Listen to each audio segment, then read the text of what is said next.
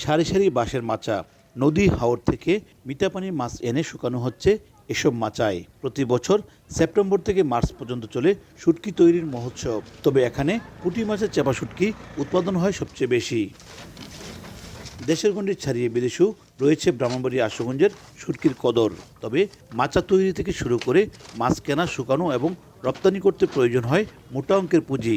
আর এই পুঁজি সংগ্রহ করতে দাদন ব্যবসায়ী কিংবা এনজিও সংস্থা সহ বিভিন্ন প্রতিষ্ঠানের কাছে ধর্ণা দিতে হয়।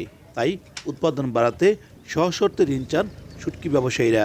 2 কোটি টাকা দরকার এই মাছ এই সিজনে পুরা। কোটি কোটি টাকার ব্যবসা হয়, কিন্তু আমাদেরকে লোন দেয় না। কেউ পুঁজি দিতেছে আর কেউ খাইটা দিতেছে, এর মধ্যে 50-50 করে এভাবে ব্যবসাটা চলতেছে। সম্ভাবনাময় এই খাতে সরকার নজর দিলে বৈদেশিক মুদ্রা অর্জন সম্ভব বলছেন অর্থনীতিবিদরা। এটা যদি সুযোগ হয় যে সরকার একটা প্রাতিষ্ঠানিক উৎস হিসেবে একটু স্বল্প সুদে ঋণ দানের ব্যবস্থা করে, তাহলে এই শিল্পের বিকাশে সহযোগিতা হয়। অর্ধেক পাউডারে দ্বিগুণ উজ্জ্বলতা। নতুন রিন অ্যাডভান্সড অর্ধেক পাউডারে দ্বিগুণ উজ্জ্বলতা। কৃষি ব্যাংকের এক কর্মকর্তা জানান, ঋণ দিতে শুটকি ব্যবসায়ীদের তালিকা করা হচ্ছে। তালিকা সংগ্রহ করে যারা পাওয়ার যোগ্য তাদেরকে লোন দিচ্ছি। আমরা 5 লক্ষ টাকা জামানতবিহীন সিএমএর অধীনে অতি সহজে ঋণ দিতে পারি।